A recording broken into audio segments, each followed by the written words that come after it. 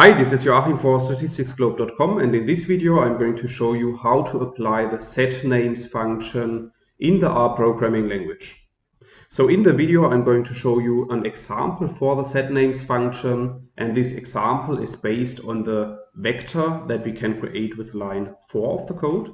So if you run this line of code, you will see that a new data object appears at the top right of RStudio, and we can also have a look at this data object by running line 5 of the code, and then you will see that at the bottom in the RStudio console our vector is printed, and as you can see, our vector is simply a numeric vector with the values 1, 2, 3, 4 and 5. Now let's assume that we want to assign names to the elements of this vector. Then we can use the SetNames function, as you can see in line 7. And within the SetNames function we need to specify the name of our vector. So in this case our vector is called x. And then we have to specify the names that we want to assign to the elements of this vector. So in this case we are assigning the letters A, B, C, D and E. And then we can create a new vector object with this part of the code.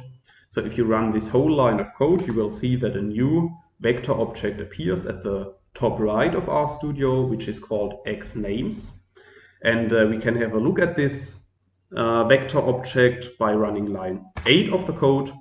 And then you will see that a new vector object appears at the bottom in the RStudio console.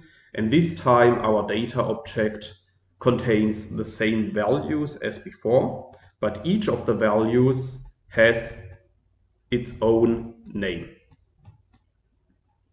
Yeah, so this is basically how to apply the SetNames function in the R programming language.